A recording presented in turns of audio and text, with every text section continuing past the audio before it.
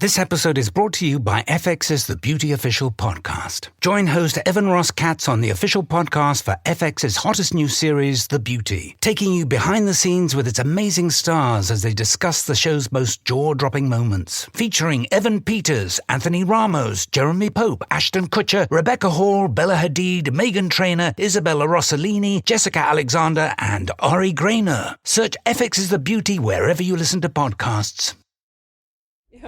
You know, we often have some dinner with just cheese and wine and salad. Oh, yeah. So nice. You have a little piece of cheese, a little bit of wine, and then you say, but I still have some cheese, so I'm still going to have wine. And then you're drunk.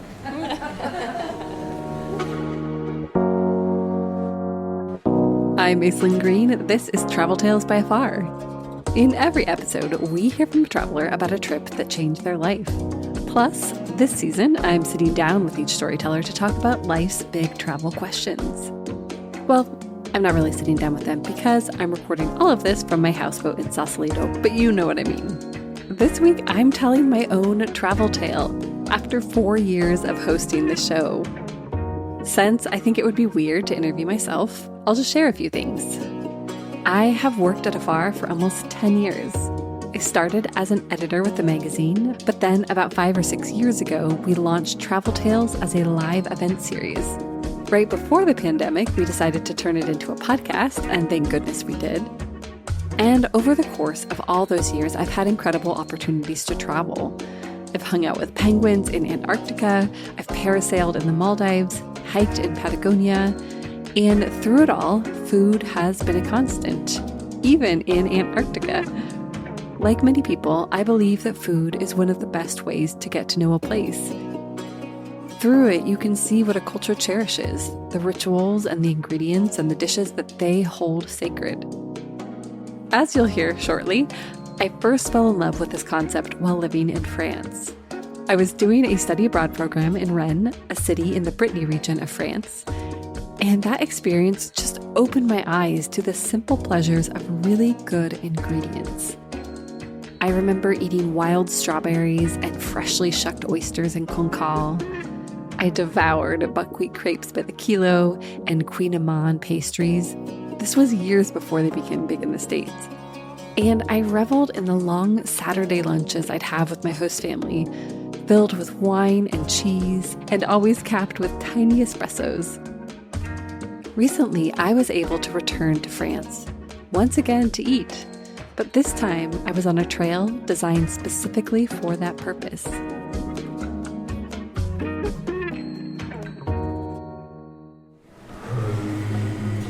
I am 328 feet beneath the surface of the earth, specifically a piece of the earth that belongs to Ardèche, France. It's dark and it's damp and it kind of smells like the sidewalk after a spring rain. You know, kind of minerally and rich. I shuffle along the cave floor. I have no idea where I'm going, but I pass these stalactites that are hanging down like earthen icicles and stalagmites that are stretching up as if trying to meet them. I can't see anything but what's illuminated by the light attached to my helmet. Honestly, it's a little unnerving. I'm not scared exactly, but I am wondering what I'm doing in this cave. And then I hear, "We'll taste 2 wines coming from the surface and 2 other wines coming from the cave. And we do the spelunking to show you the power of a wine tasting in a cave." Welcome to the Vallée de la Gastronomie. Okay, let's back up a little. It feels a little cliche now, like it's so Emily in Paris, but I've loved France since I was 7, and my aunt gave me a poster of the Seine at night. It was the first image that made me think of other places, of other people, of other lives, and it filled me with wonder. I can actually trace a direct line between that poster and what I do now. Many years later, when I was in my mid-20s, I lived in the Brittany region in northwest France for nearly a year. And that solidified my love for the country and for its food. As you can imagine, living there was pretty dreamy. I was astounded and inspired by the French passion for food and wine. This hyper-local focus is part of their national pride. I mean, families spend generations handing down the legacy of cheese or baguettes or oysters or wine. It was the first time I learned to make the connection between the food going into my mouth and the place it came from. Now, when I moved back home, I started working more with food. I got a job in a wine bar. I learned to bake and to cook, and I even started writing about food and wine. But that was more than a decade ago.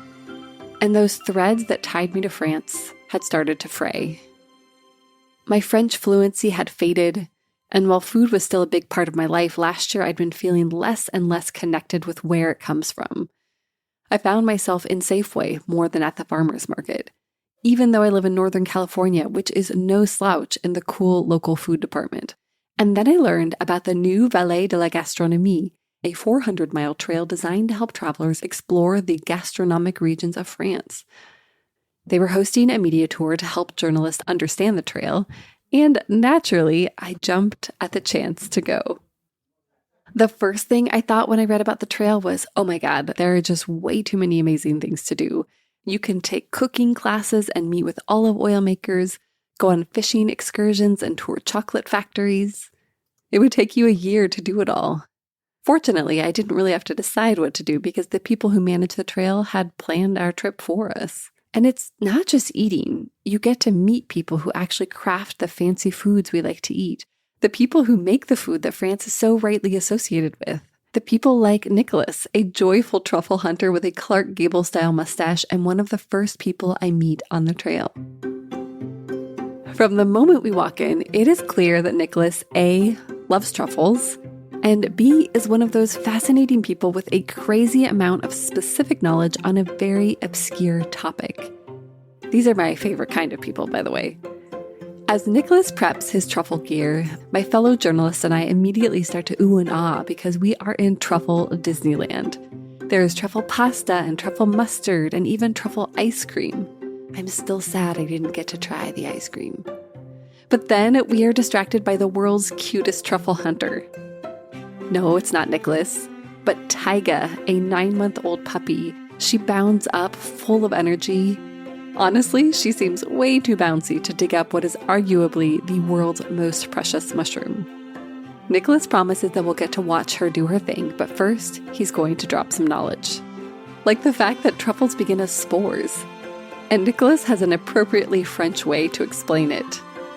The spores, they will be in the mud, in the ground, and they will wait. And what are they waiting for? They are waiting for the big love of their life, like everybody. And what is the big love of their life? This is the root of a tree. And when they meet these roots, what happens? Well, they get married and have a lot of truffles. So yes, truffles are the love child of tree roots and spores.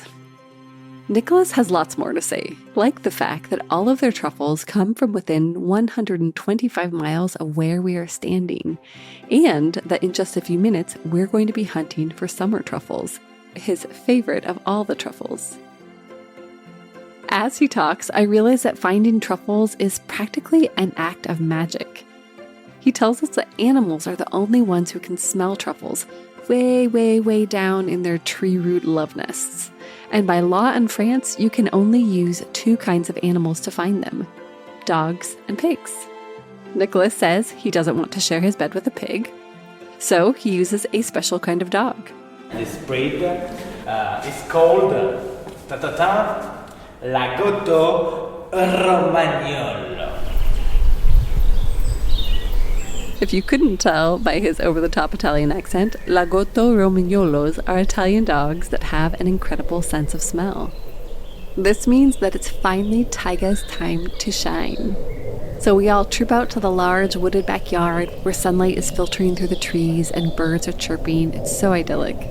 We can tell that this is Tyga's moment because, you know that old Looney Tunes cartoon where Pepe Le Pew is bouncing through the grass? That's what she looks like. But suddenly she makes a beeline for a spot near one of the trees and starts frantically pawing at the earth.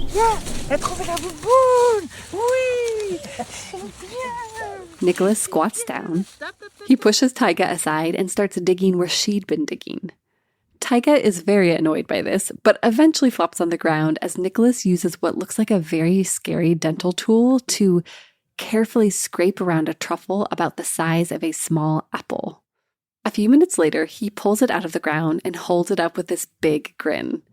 It's such a funny moment because he's holding up a dirt-covered object that looks like nothing and had required a dog to find.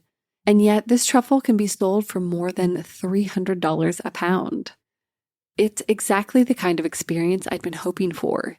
A reminder that we are so much closer to the things that we eat than we think. I feel that same sense of appreciation later that day, not far down the trail from our truffle harvest.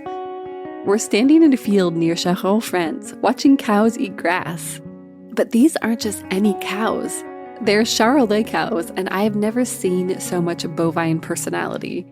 They have these little tufts of hair on the top of their heads that give them kind of a punk look, and beautiful white fur the color of brie, and these kind of half-curious, what are you looking at expressions. We're staying at Maison Doucet, a 5-star Relais and Chateau hotel. And the hotel has a 1 Michelin star restaurant that is known for its impressive and extensive beef tasting menu. Yes, so that means that as I'm standing in this field, I'm looking at someone's future dinner. A dinner that will be prepared by Chef Frédéric Doucet. He grew up in the hotel and now owns it and runs the restaurant. And Frédéric does take a humane approach to his cattle raising. The cattle are moved from field to field so that they are used to moving and won't get scared when it's time to end their lives. As a former vegetarian, this is still a little hard for me to sit with. But the cows eat really well and live good lives in the sun, and isn't there some beauty in wanting to mitigate their discomfort? As we eat beef tartlets and tendon soup later that evening, it reminds me again of how close to the land people here live. Why shouldn't we see the fruits and the vegetables and animals we'll be eating before they get to our plate? In the United States, I find that it's so easy to be disconnected from the process. Meat is wrapped and divorced from its origins. Lettuce is wrapped and bagged. Fruit is pre-cut.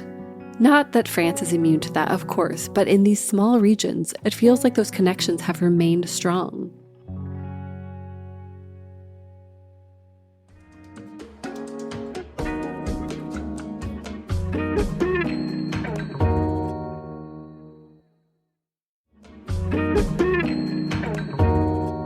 Speaking of connections, Lyon has literal connections to its past.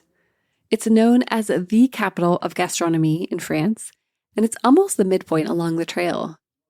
After last night's lengthy and decadent meal at Maison Doucet, I am so glad we're on a food tour that is also a walking tour this morning. We're starting in the oldest part of the city, known as Vieux Lyon. This is where France's silk industry began way back in the 16th century. And there's a surprising link between silk workers and food. But first, those connections I mentioned. Lyon is divided by 2 rivers, the Saône and the Rhône. And in Vieux Lyon, streets run parallel to the Saône River, making it hard to access. So way back in the day, locals developed a series of covered passages that lead straight to the Saône. They're called traboules, and it's really cool to kind of wander around the city and try to find them. And silk workers use them to carry stuff around, which I imagine probably made them really hungry. Because those very silk workers also invented the city's most notable culinary institution, the bouchon. Our tour guide Jan tells us how to find one of these iconic restaurants. So if you want to know if the restaurant is a good one, you have to look for something. When you see this label with the drunk puppet, with the red nose, if ever you see the drunk puppet, it means this is a real famous bouchon restaurant made by the city of Lyon. Okay? They want to check each year if it's done the old way, the good way, with good recipes and good vibes also. The vibes are strong at our first bouchon. We're at a restaurant called Les Fins Gueules, and right next to the front door, I see a sign. On the sign, there's this painting of a clown face with a bright red nose. It's our drunk puppet. The inside of the restaurant is very movie-ready. There are red checkered placemats on the tables and a handwritten chalkboard on the stone walls. We sit down and Jan orders for us. Œufs morettes, which are poached eggs served in a rich wine sauce, and they are fast becoming one of my favorite foods here. We get lots of dried sausage, another Lyon specialty, and we get a creamy seasoned cheese dip called la cervelle de cagnou, which loosely translates to silk worker's brain. Fortunately for me, it tastes nothing like brain. Back in the 19th century, brain was a huge delicacy. The average silk worker, however, could not afford it, so they created a version out of ingredients they could afford. Ficelle cheese, flavored with chives, shallots, parsley, and oil. To me, it feels very French to find a way to create such a delicacy out of such humble ingredients. And it tastes divine. The next day, we return to the earth, or rather to a cave beneath the earth. You know that cave that I mentioned at the top of the episode?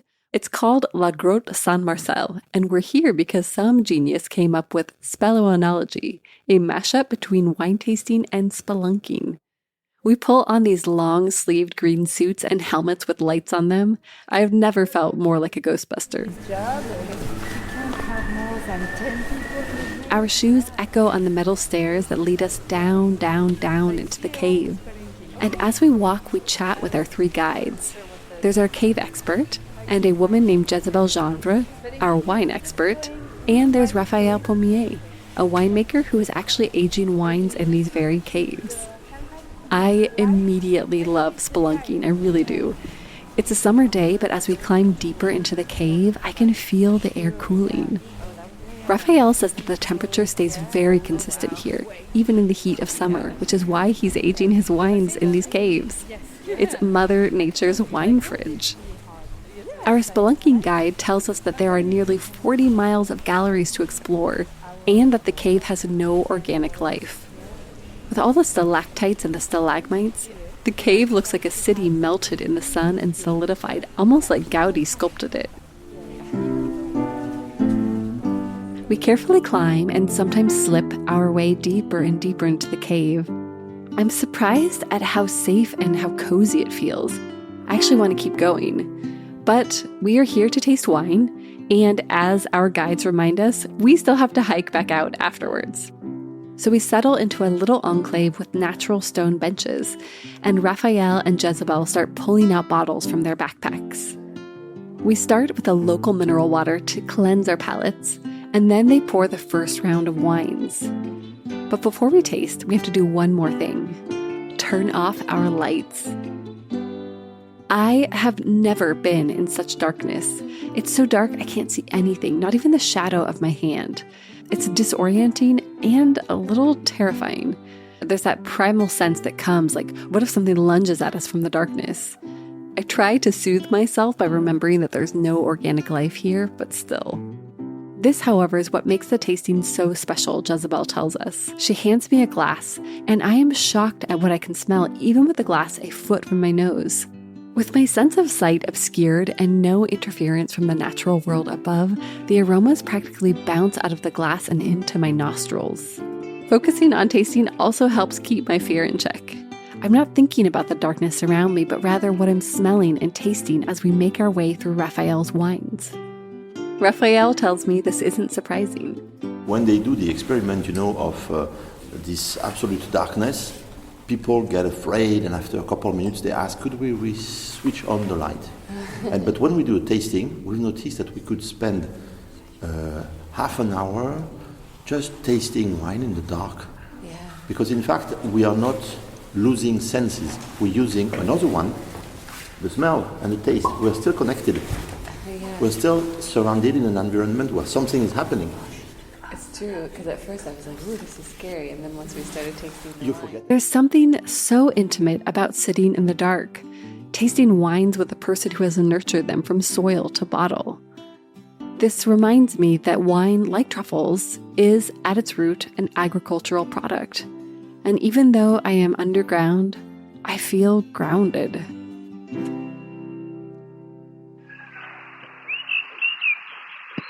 The next day, I wake up early to the sound of roosters crowing.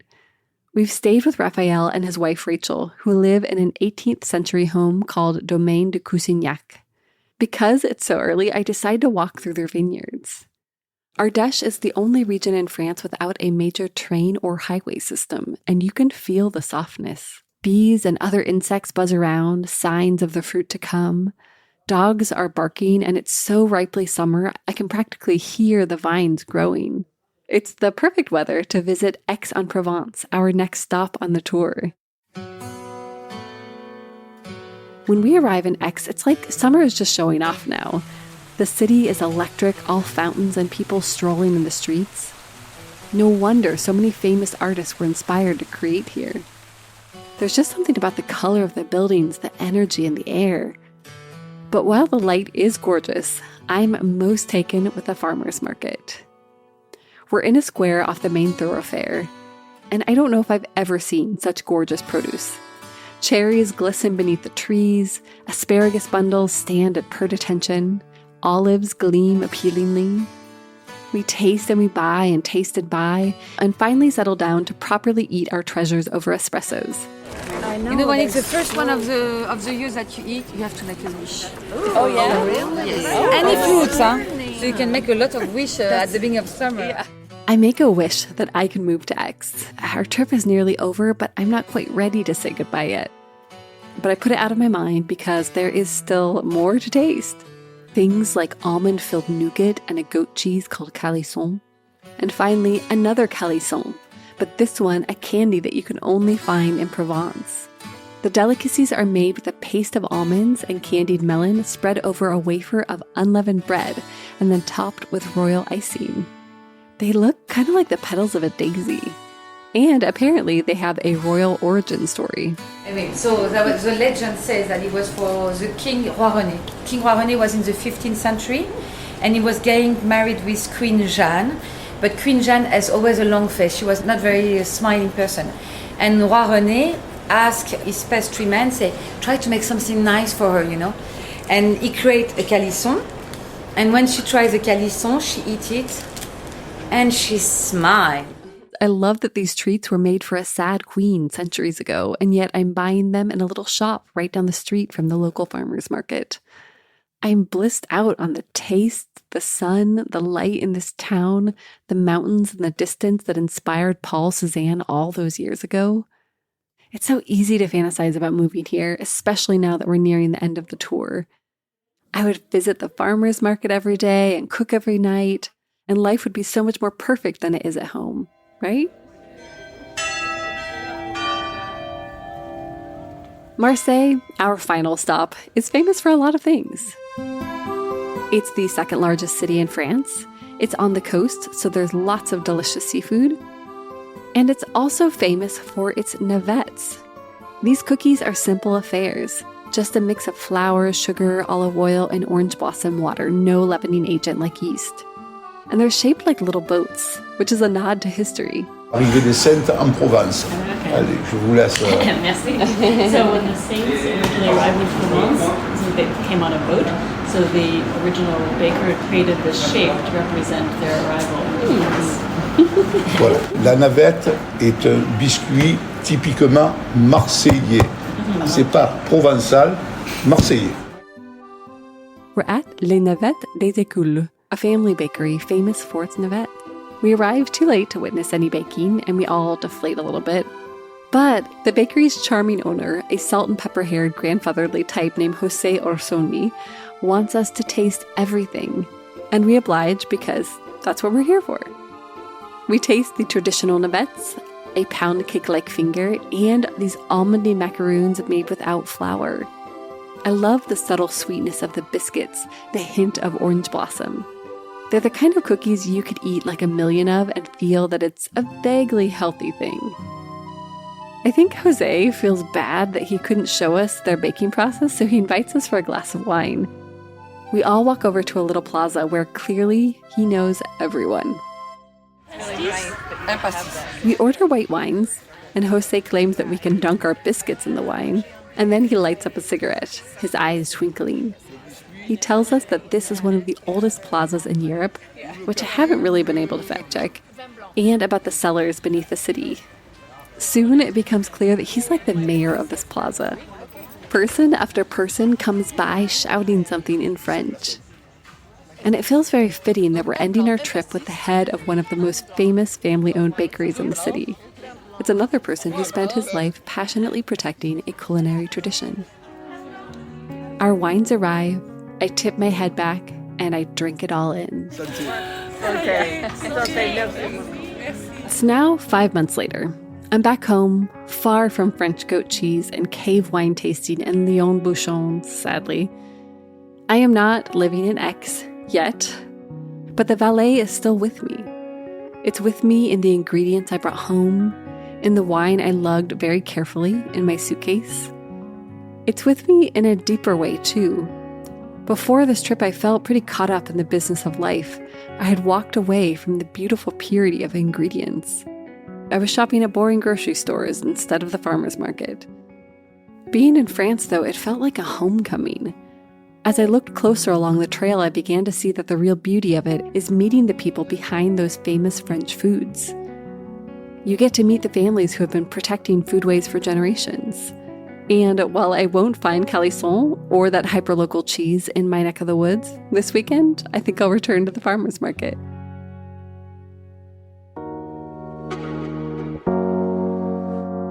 That was me.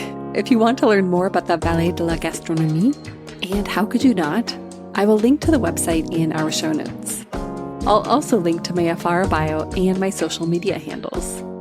Next week, we'll be back with Afar contributing writer Ryan Knighton, who recently traveled to Kauai to learn to surf new waves as a blind man. Ready for more travel tales?